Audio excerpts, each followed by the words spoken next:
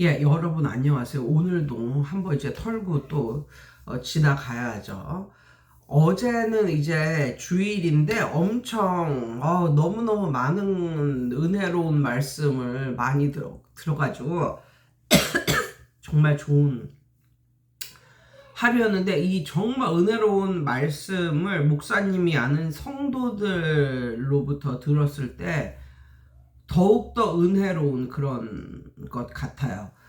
저희 교회는 이제 목장 모임이라고 해가지고, 그러니까 이게 교회마다 다른데, 이제 저희 교회는 한두 달에 한 번씩 목장 모임, 그래서 거의 좀 비슷한 지역에 사는 사람들이 이렇게 같이 모여서 뭐 그냥 삶에 대해서, 믿음 생활에 대해서 이제 나누는 그런 시간을 갖는데, 모두 좀 먹으면서 그런 시간을 갖는데, 이제 어제는 어떤 거에 대해서 얘기를 했었냐면, 1년 동안 나를 이끌고 갔던 그 성경 요절 말씀, 뭐 요런 거에 대해서 얘기를 해보자고 제가 말을 했습니다. 왜? 제가 목장직이니까. 아무튼 예. 그래서 이제 그 사람들하고 이제 모여가지고 이제 그거에 대해서 이제 말을 해보자 이제 그랬거든요. 그래서 제가 이제 먼저 말을 꺼냈어요. 제가 뭐라고 그랬냐면, 쟤는 예레미야 29장 11절 말씀, 이게 누구나 다 아는 엄청 쉬운 요절 말씀인데, 이것이 저에게는 정말 너무너무 은혜로웠고, 정말 이 요절 말씀을 굳게 믿고 나아갔더니 정말 그렇게 된 거예요. 이게 뭐냐면 이런 내용입니다. 나 만군의 여호와가 너희에게 말하노라. 너희들의 생각은, 여기서 너희는 우리 사람들이에요. 너희들에 대한 나의 생각을 내가 아노니 평안이요 재앙이 아니니라. 너희를 향한 나의 생각을 내가 아노니 평안이요 재앙이 아니니라. 너희에게 너희의 미래에 소망을 주려 함이니라. 뭐 요런 말이거든요.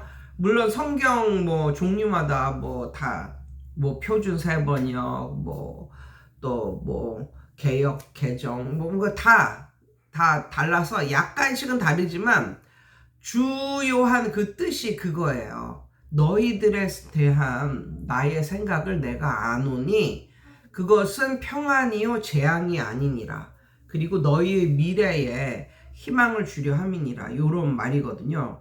그게 1년 동안 그 말씀에 의지했고, 특히 이 아파트 문제로, 이사 가는 문제로 고통과 공포 이런 것이 엄습해 올 때 항상 사람들은 걱정거리가 생기거나 그러면 최악을 생각하잖아요. 최악을 생각하잖아요. 그렇게 생각을 안 할래야 안 할 수가 없어. 예, 그래서 막 밤에 잠도 못 자고 뭐 이런 거잖아요. 저도 최악을 생각한 그런 적이 있었는데, 그때 이 요절 말씀이 딱 생각이 나더라고요. 그러면서 너희들에 대한 나의 생각을 내가 아노니 그것은 평안이요 재앙이 아니니라. 너희가 어떤 지금 어떤 길을 지금 걸어가고 있을지 모르겠지만 너희들에 대한 생각을 내가 아는데 그것은 평안이요 재앙이 아니니라. 근데 사람들은 막 재앙을 생각하고 막 걱정하고 이러잖아요. 그러면서 이 모든 이런 절차는 너희 미래에 소망을 주려 함이니라. 요게 정말 은혜로웠다고 이제 제가 이제 말씀을 드렸거든요. 이렇게 믿으니까 정말로 재앙 같은 그런 일은 일어나지 않았다, 내 인생에. 그런데 저를 또 이끌어준 그런 말이, 주 예수를 믿는 자들은 결코 수치를 당하지 않으리라, 뭐 이런 말도 있거든요.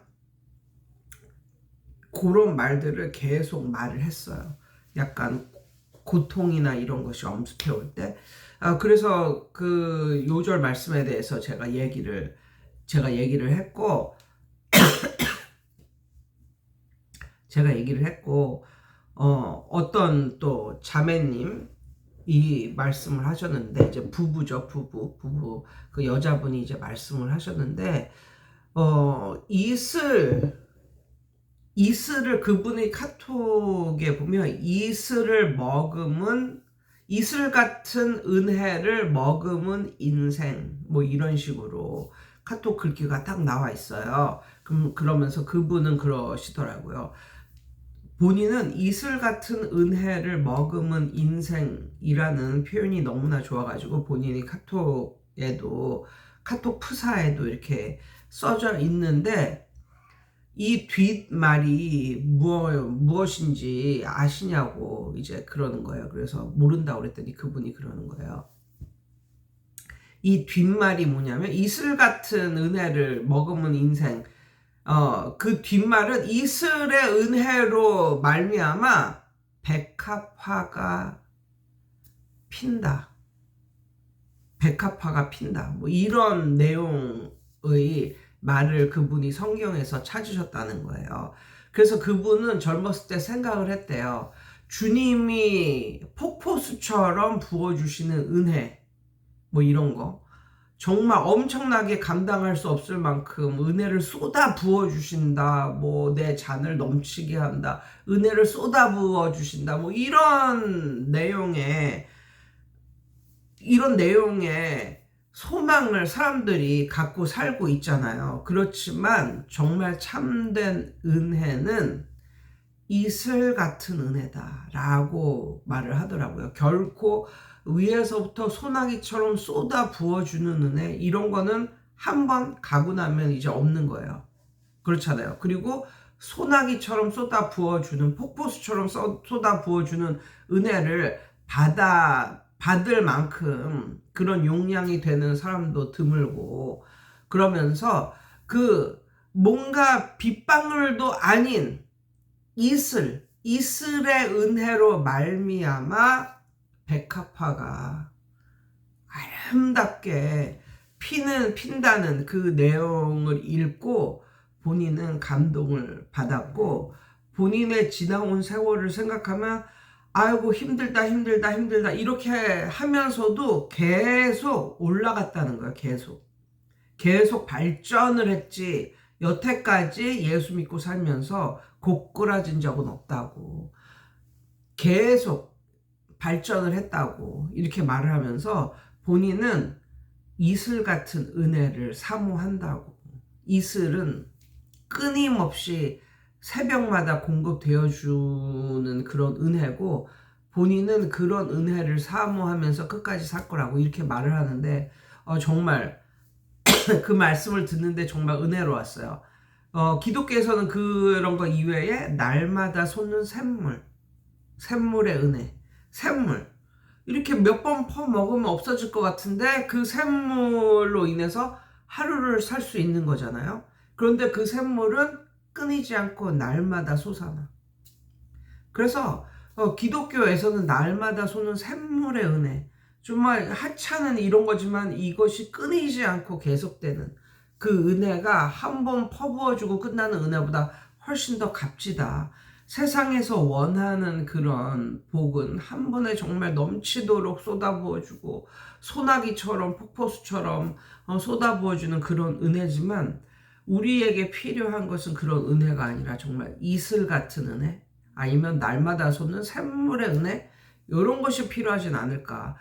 그 분하고 이렇게 말씀을 이제 나누는데 그게 정말 은혜가 되더라고요.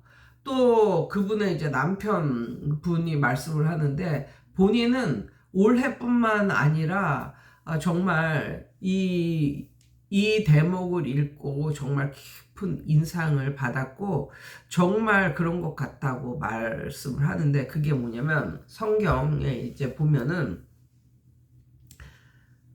어떤 내용이 있냐면 예수님이 이제 그 회당에서 이제 사람들하고 이제 많이 어울려서 이렇게 강론하고 있는 그런 시점에서 그러니까 많은 사람들하고 예수님이 있는 시점에서 예수님의 어머니 마리아와 그 형제들이 예수님을 찾아옵니다. 그러면서 뭐라 하냐면 그러니까 그 당시 말로 하면 예수야 너의 엄마와 그 형제들이 여기 왔다, 여기에 있다, 빨리 여기로 와라, 뭐 이런 식으로 말을 하니까 그때 예수가 뭐라고 말했냐면, 나의 여기에 있는 사람들의 나의 형제요 자매다, 뭐 이런 식으로, 나의 혈육이다, 뭐 이런 식으로 말을 한 그 장면이 나오는데, 정말 이렇게 살다 보면 정말 형제, 자매, 친척 이런 사람들보다도 같은 교회에서 같은 말씀을 듣고 이렇게 믿음 생활을 함께 하고 있는 그런 성도들이 훨씬 더 가깝게 느껴질 때가 있고, 실제로 더 가까운 사이로 살고 있는 경우가 있는데, 정말로 본인도 그렇게 느낀대요. 정말 뭐 혈연으로 맺어진 그런 건 아닐지라도 같은 교회에서 같은 말씀을 듣고 같이 교류하고 이렇게 같이 모이고 이런 사람들이 오히려 더더욱 내 형제요 자매 같은 이런 느낌이 든다, 뭐 이런 말씀을 하시더라고요. 근데 저도 그런 느낌을 많이 받았습니다. 그리고 실제로 아는 언니가 있는데 그 언니는 저를 더 자주 만나요. 그 언니의 진짜 동생보다. 그리고 무슨 일이 있거나 그러면 저에게 더 자주 연락을 하고 전화를 해요. 그리고 같이 생각을 해주고 고민을 해주고 뭐 이런 언니가 있어요, 진짜. 그리고 그런 친구가 있어요, 저도. 그러니까 이 형제나 뭐 친척보다 더 가까운 거죠. 그리고 심지어 어떤 권사님이 계신데 그 권사님하고 저는 정말 지금 생각해도 그 권사님의 형제, 뭐 자매 이런 사람들보다 제가 더 가까운 것 같아. 어느 정도 가까우냐면 그 권사님은 아무 때나 가서 벨 누르고 만날 수 있는 그런 사람. 예. 그리고 그 권사님이나 저나 아무런 치장을 안 해도 그냥 만날 수 있는 그런 사람. 예. 그래서 어떻게 교회를 다니다 보니까 그런 나이 차이도 정말 많은데 20살이 넘게 차이가 나는데 어떻게 그런 또 권사님을 또 알게 돼가지고 또 이렇게 친하게 지내고, 그러니까 마치 제가 지금 엄마가 없는데 이게 엄마 같은 그런 느낌도 들면서, 예. 그래서 정말 이 같은 말씀을 듣고 같은 믿음을 공유하면서 이렇게 뭔가 떡을 나누며 뭐 믿음을 나누며 이렇게 살아가는 그런 사람들이 정말 어떻게 보면 정말 예수님이 말씀하셨듯이 진짜 혈연적인 그런 사람들이 아닐지라도 우리가 형제요 자매다, 뭐 이렇게 예수님이 말했던 것처럼 그렇게 그런 사이가 정말로 될 수 있구나, 뭐 이런 느낌도 들었고요. 그 다음에 또 어떤 이제 분은 또 이렇게 말씀을 하셨어요. 한 알의 밀알이 땅에 떨어져 썩지 아니하면 아무런 열매가 열리지 않는다. 썩어야 열매가 열린다, 뭐 이런 말을 하는데 그분이 그러는 거예요. 나는 내 자신이 한 알의 열매고 썩었다는 생각이 이제 들 때가 있는데 때로는 얼마만큼 해야 내가 한 알의 밀알이 땅에 떨어져서 썩는 상태까지 되는가, 이거에 대해서 본인은 많이 생각을 한다는 거예요.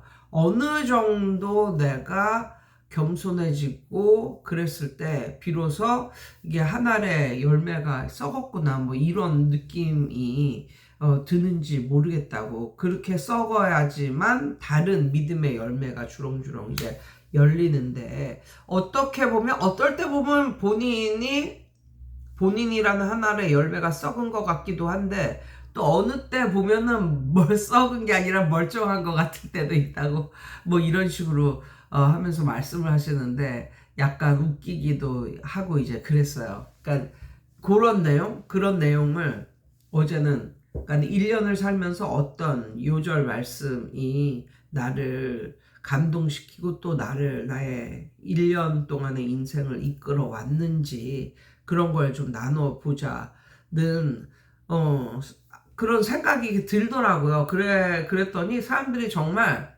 많은 말을 하더라고요. 아무튼 예. 여러분들은 나는 기독교인 경우가 제 채널을 보는 분들 중에 꽤 있으신데 어떤 말씀이 올 한 해 가장 마음속 깊이 남았던 말씀이고 어떤 말씀에 의해서 본인의 삶이 견인되었는가 뭐 이런 거에 대해서 좀 관심 있으시면 공유하고 싶으시면 댓글로 남기셔도 너무 좋을 것 같네요. 예, 여러분 오늘도 좋은 하루 되세요.